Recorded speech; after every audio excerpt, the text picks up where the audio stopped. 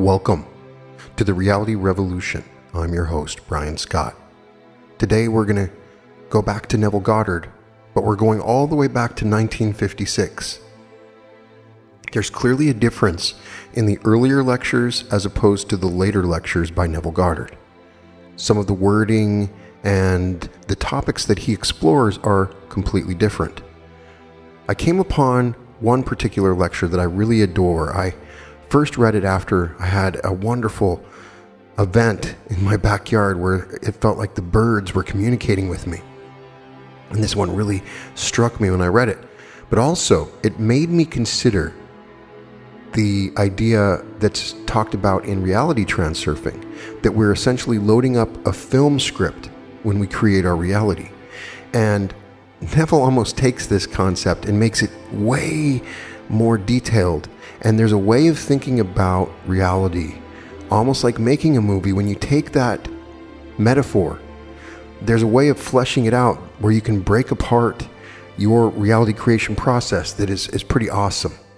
Because when you have a movie, there's several different people that are involved. There's the actor, there's the producer, there's the director, and then there's the imagination that's involved. And we want to figure out how we can enable these forces in our reality creation. And he touches on this in this wonderful lecture. The Four Mighty Ones by Neville Goddard.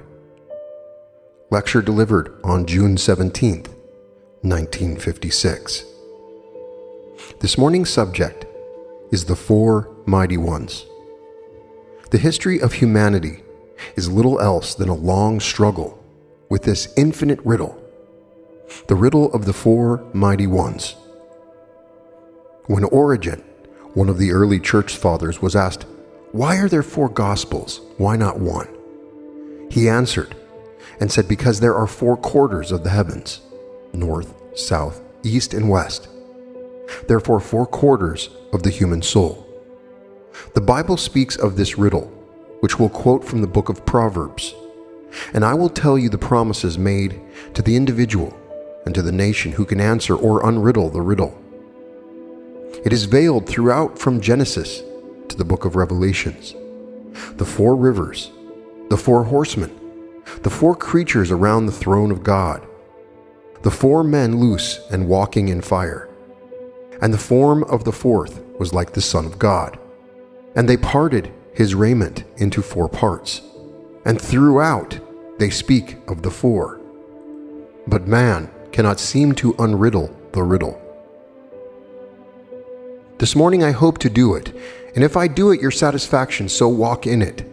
Then certain things should happen to you. Now let us see what should happen to us. First, let me quote the riddle. It is from the 30th chapter of the book of Proverbs. Who hath gathered the wind in his fist? Who hath bound the waters in a garment?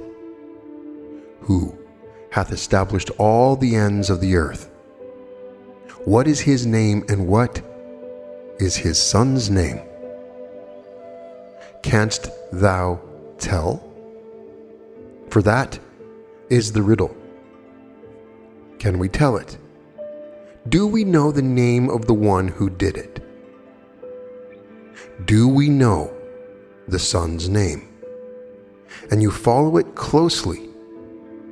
The first is spirit.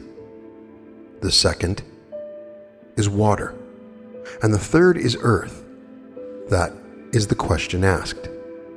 The first one is about the wind. Well, the wind in all languages, in all ages, has been used as a synonym for spirit, the breath. He speaks of water second. The mystic knows water in the Bible and all scriptures symbolized psychological truth. The ideas that men entertain as truth, either true or false, if he accepts it and consents to it, he weaves this into a garment, so he wonders who has actually gathered or bound the waters in a garment.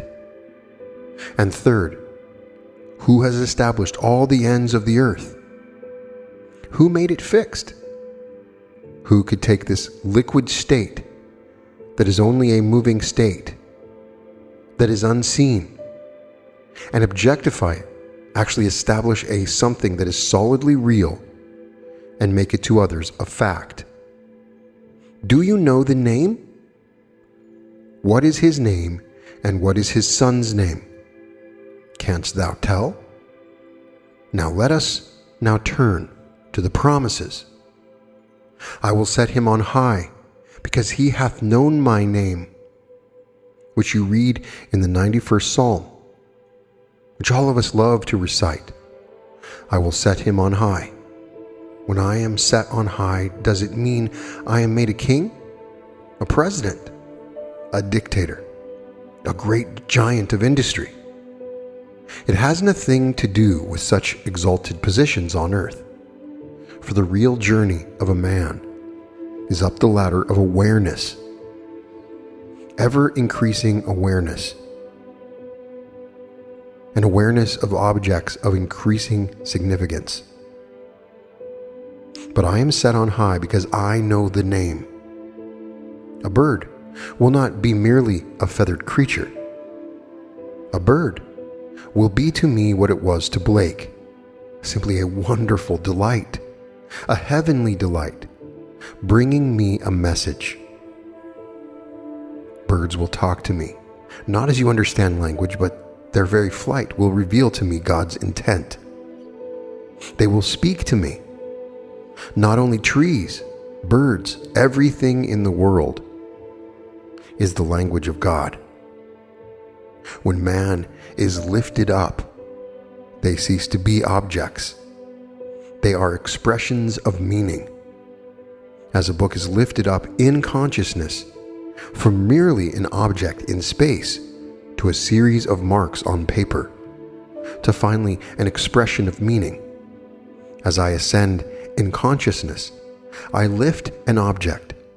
But if I am lifted up because I know the name, then every object in space ceases to be objects. They have meaning, and they are expressing meaning. So I can read the open book of God. A tree now becomes a message. Birds in flight. Why 2 and not 3? Or why 3 and not 10? Why in the form in which they did fly? There is no accident. Everything is the unfolding pages of God's book to the man who is set on high, because he knows the name. The name then becomes, we are told, a strong tower, and the righteous runneth into it and is saved. Now, let us take one more promise, and you answer whether nations know the name. If our priests and our rabbis and our leaders, who should know the name, really know the name? For this is the promise that the prophet gives us in the book of Micah. All the people will walk, everyone, in the name of his God, and we will all walk in the name of the Lord, our God. And in that day, all the nations will beat their swords into plowshares, and their spears into pruning hooks, and no nation shall lift a sword against a nation, and they shall learn war no more. And the history of humanity has been the history of war and crime. And these words were penned hundreds and hundreds of years before our era, hundreds of years BC. Only the individual has found the name and become one who took his own sword and turned it into a plowshare. He escaped from the turmoil. The individual mystic, the individually awakened man or woman who found the name in the midst of the struggle. He goes in and finds a savior in the name. It is a strong tower to him.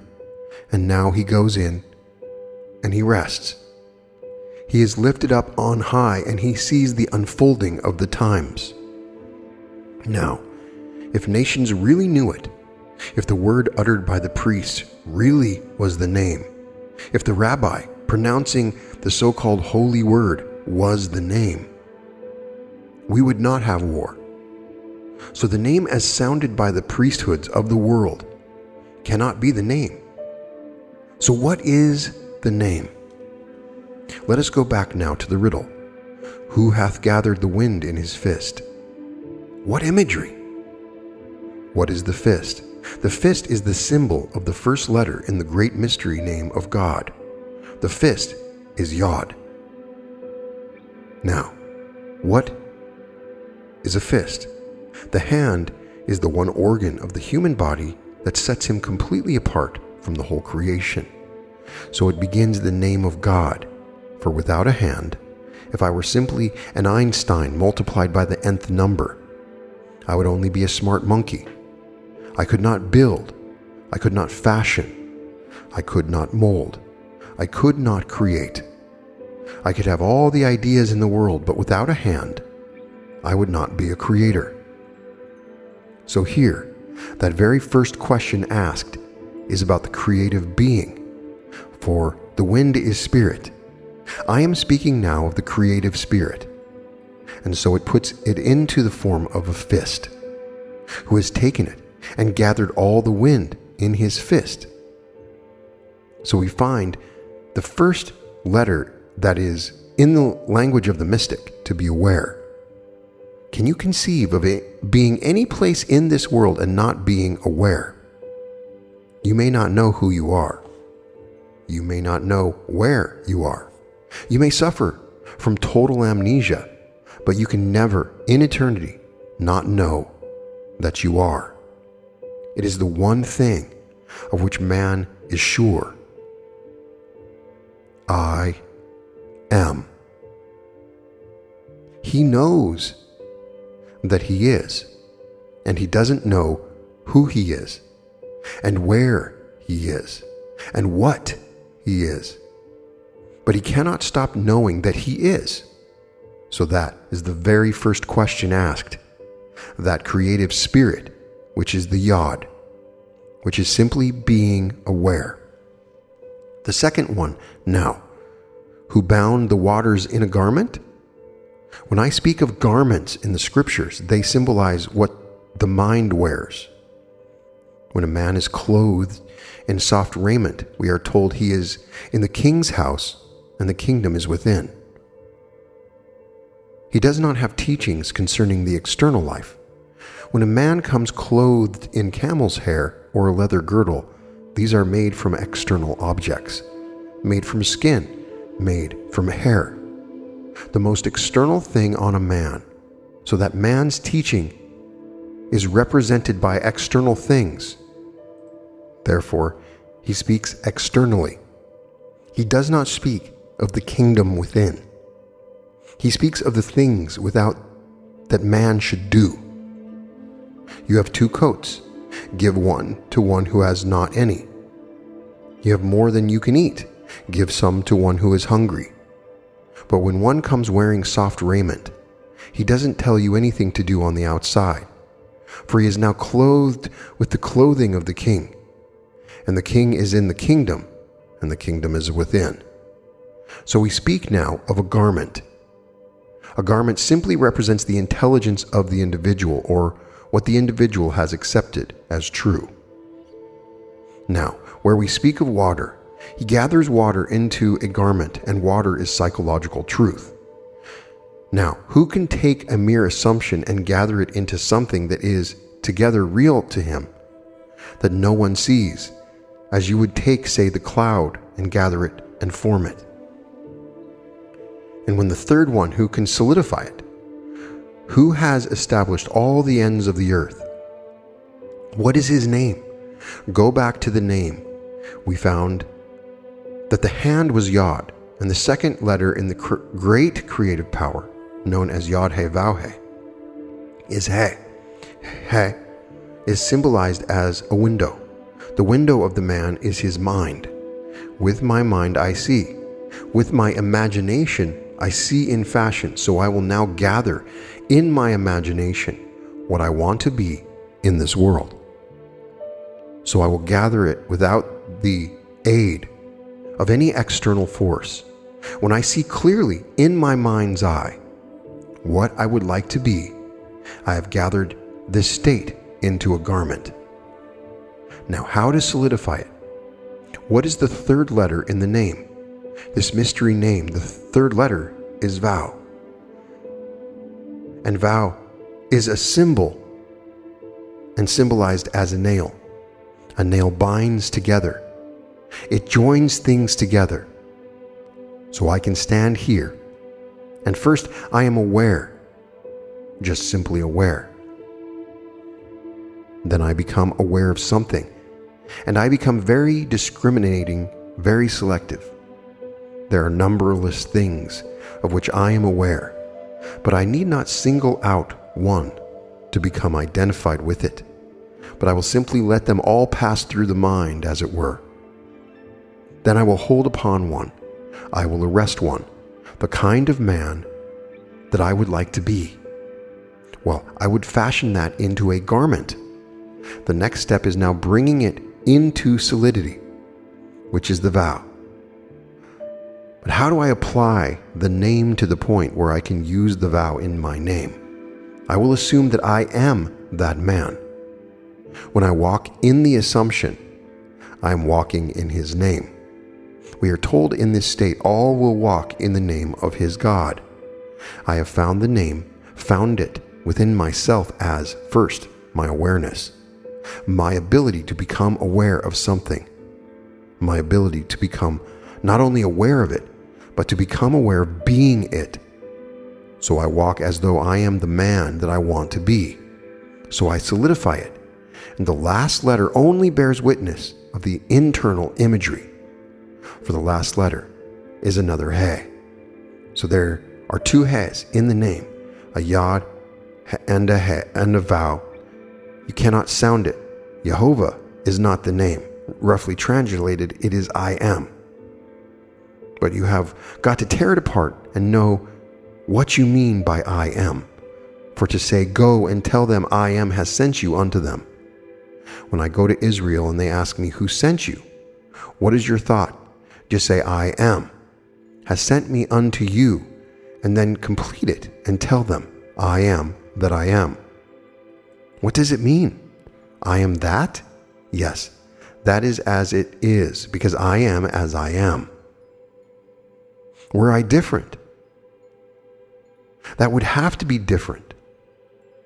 So I am that mirrors the being that I am.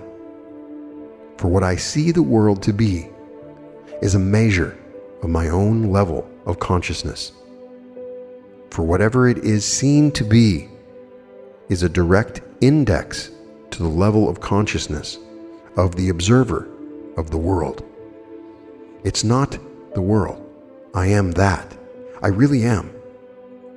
And that could not be other than what it is, while I remain as I am.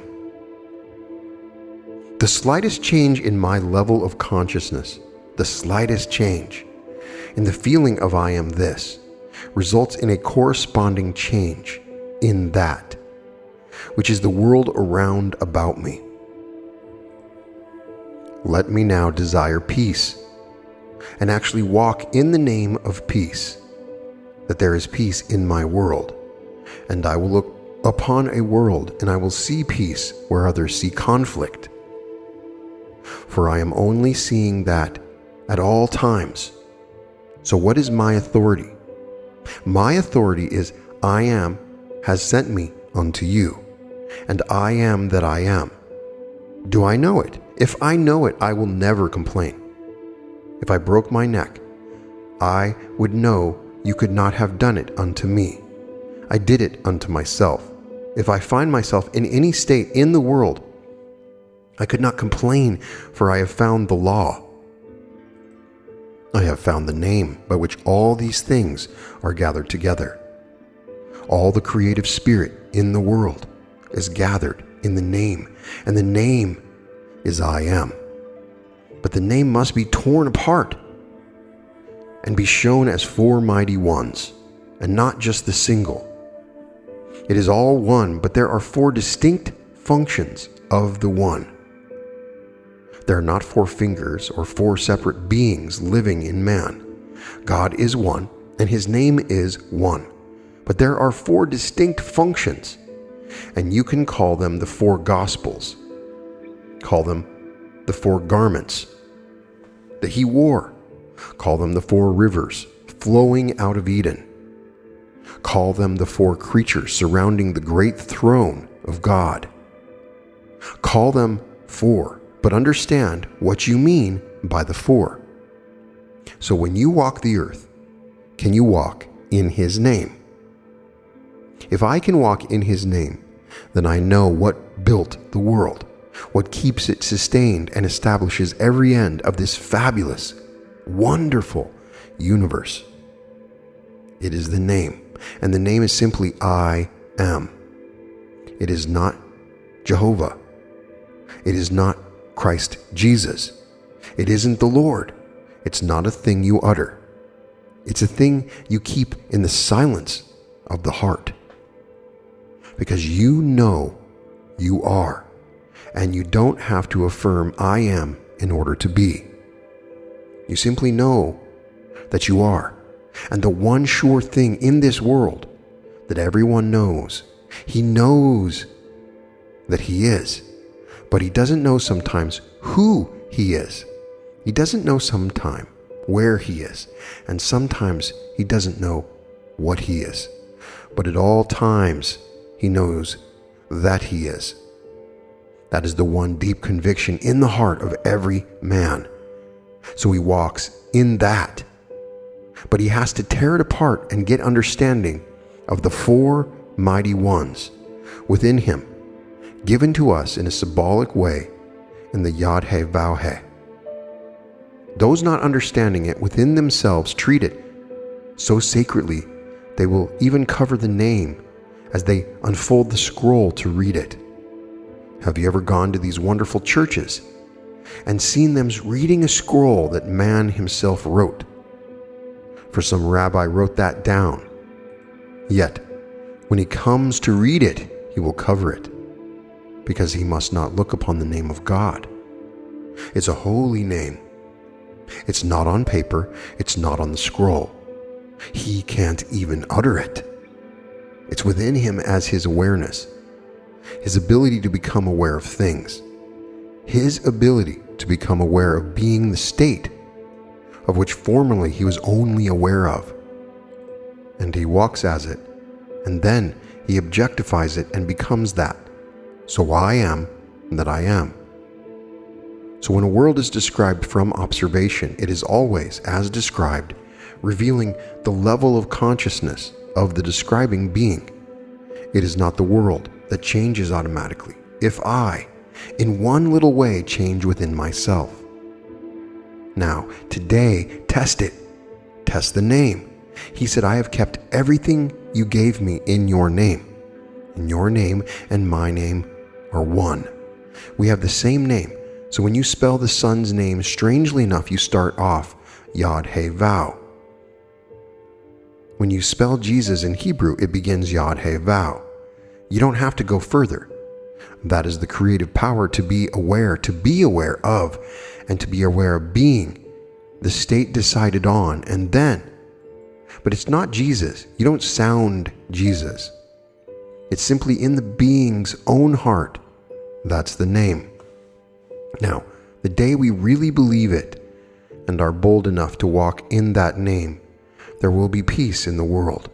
If we turn on the outside to an external God, there will be a war in the world. For you have denied me, and when you deny the real God, there is confusion and conflict in the world.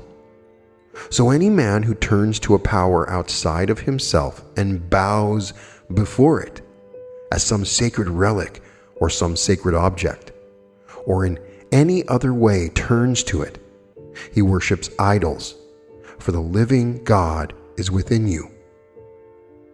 Ye are the temple of the living God.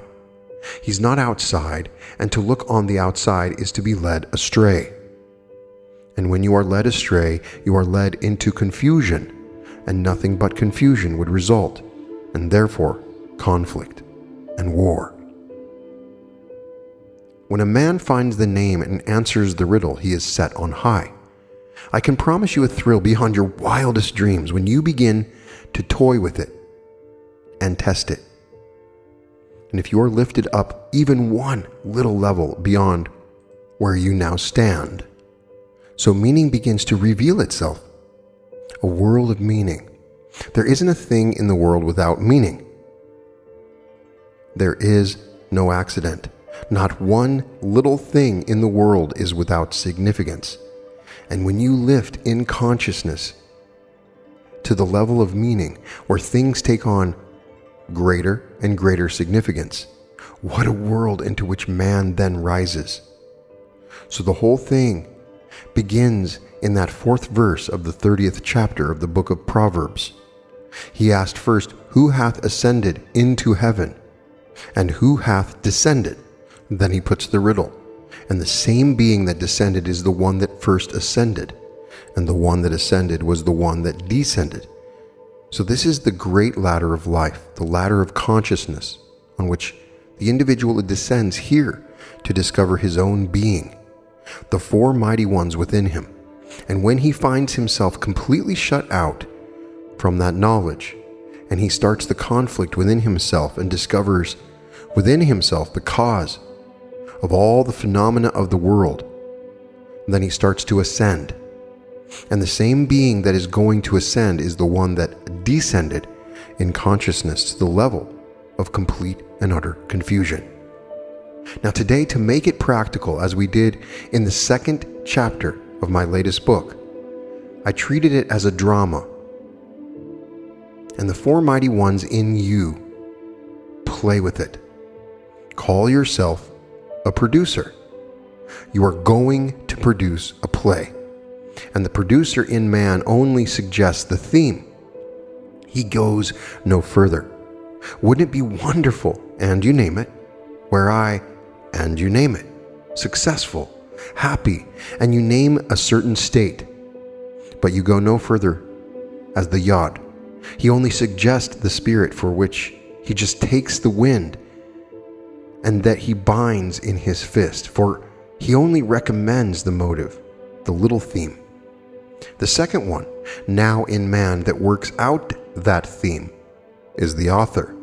And the author in man is man's wonderful inner creative power that can take the theme of success and work out the last scene, which implies the theme is realized. What would I do were I successful? What would I see? What would I say?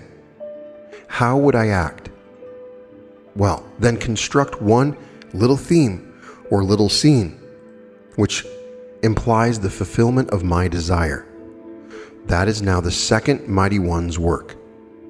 The 3rd mighty one's work in man is the director. The director in man is man's controlled attention, so that my attention must be completely absorbed in the single idea, the idea which implies the fulfillment of my wish. Now the 4th one is the one whose form is like unto the Son of God. Now, who is the 4th one in man that will now do it? Man's imagination. Man's real being is a splendid imagination. And imagination has form, but man does not understand it, and man doesn't believe it. But the real being is imagination. It can be anything in this world, and so he puts himself through the paces by simply inwardly enacting the drama that he himself has constructed. And whatever it would be that he has constructed, which drama implies the fulfillment of his theme, he inwardly acts it over and over and over again until it takes on the tones of reality. When inwardly he feels natural in the part, that in which he is now self-rehearsed, the curtain will rise and he will see it there. He will cast the inner drama on the screen of space, and he will see moving on the screen of space all the characters necessary to complete the play. He doesn't have to consciously direct one of them.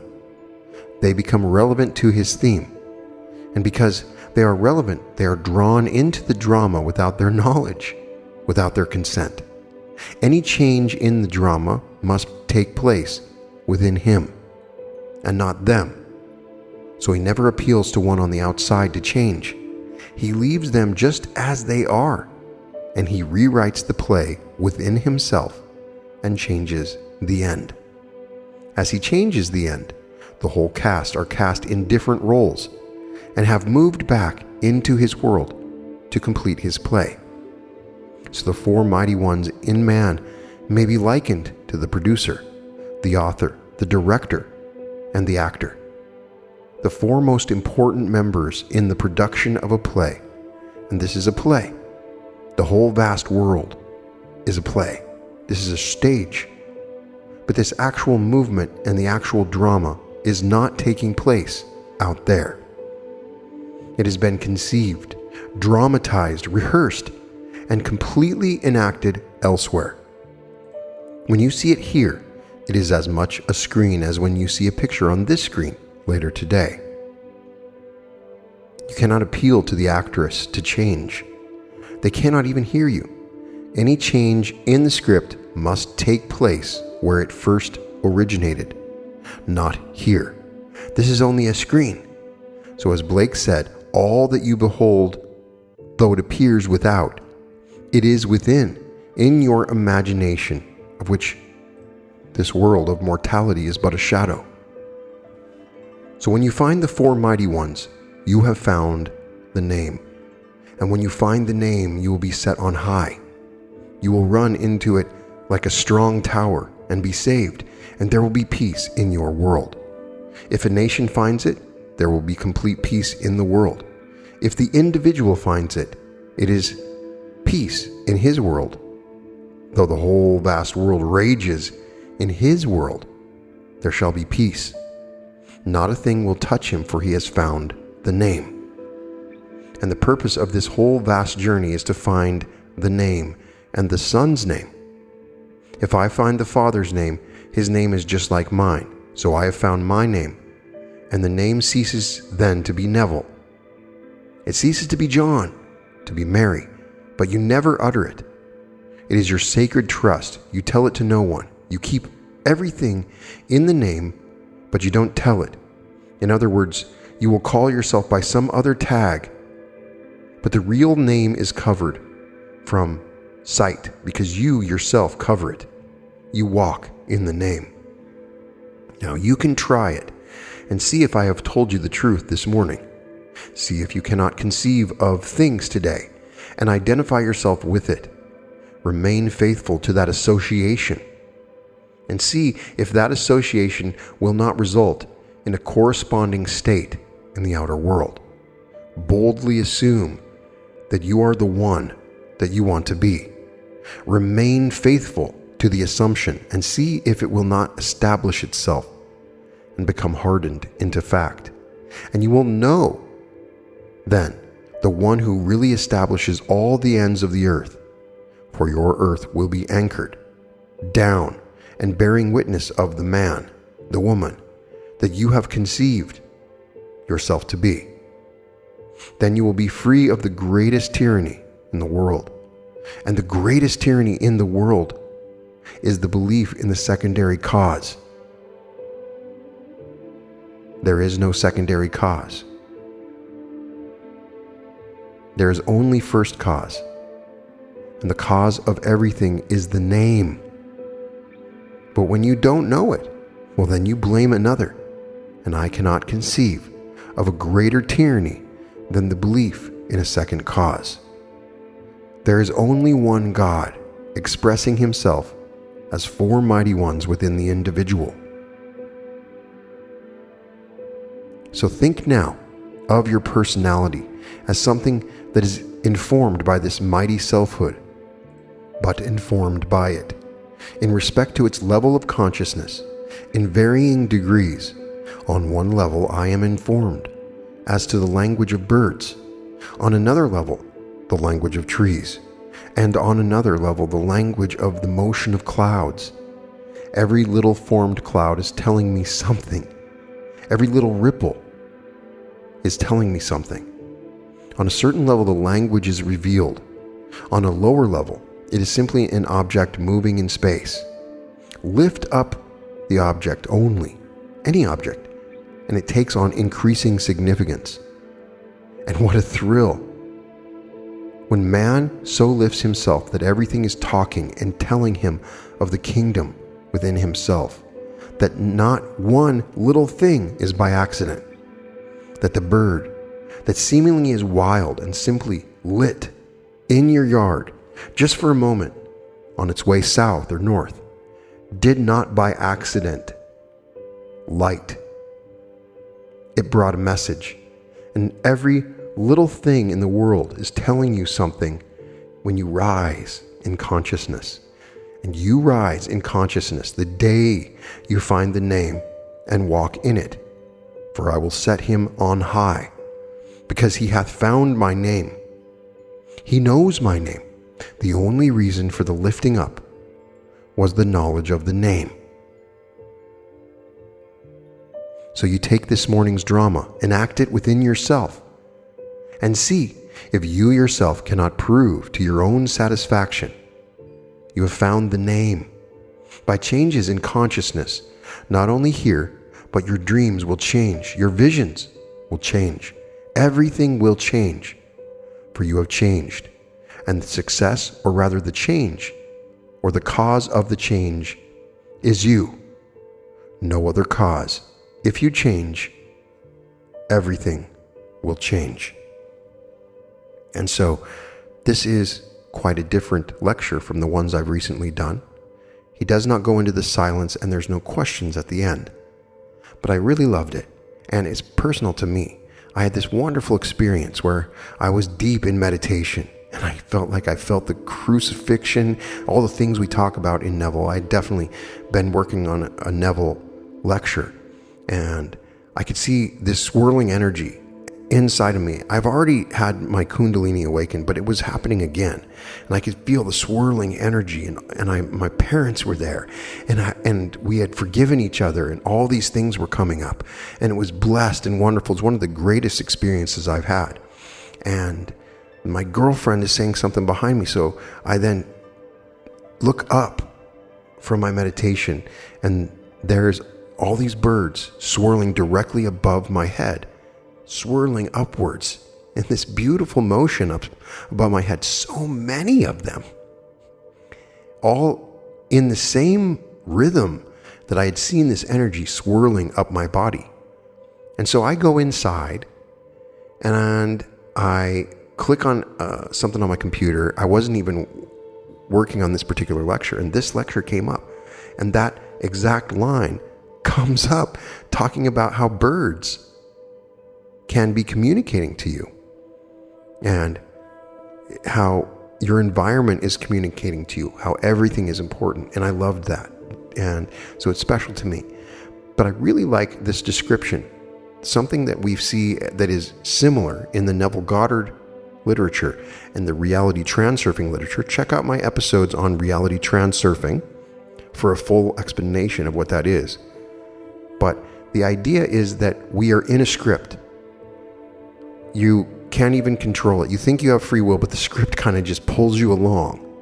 If you become the observer, you're outside of the script, and you can choose a different script. But once you're in the script is going to play out. If you light fire, the fire is going to be the script, and the fire will burn until it's put out. There is natural motion of laws that will follow the cause and effect once the script begins. So, a lot of times in transurfing, they talk about how you can't really change the script. The script doesn't change. While you're in it, you can add a new script. And so the process of adding a new script is discussed in that literature. And here we get a really cool explanation of it. In transurfing, they say you become the observer.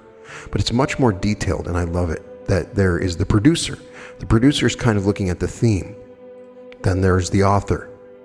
And the author is the creative power that takes the theme and works it out into a scene. And then there's the director, and the director is our controlled attention, so that We control where the camera is pointed, essentially. And then the fourth one is our imagination. And I just like that explanation of how scripts are created and controlled. And understanding these forces together is important. So I hope that this particular teaching helps you out, and I hope you enjoyed it like I did. It's all in the name. And when he talks about the name, it's a teaching on what it actually means. And we always go back to the I am. But when you hear these New Thought authors teaching it, it has a certain ring to it. We hear it a lot. And you are defining who you are, your identity, and your state when you say I am. And so it's more than just the words, it's the state that you're entering into. And those are the four mighty ones. And that is the answer to the infinite riddle in Proverbs given at the beginning of this lecture. I hope it helps you out, and I hope you have discovered your four mighty ones and you use them to create a new script for your world that is amazing, and let the script roll once you've created it. And a bridge of incidents will occur to bring you to it. Please leave your comments. If you have any questions, or if you'd like for me to imagine for you, I would love to do it. All episodes of The Reality Revolution can be found at therealityrevolution.com. And welcome to The Reality Revolution.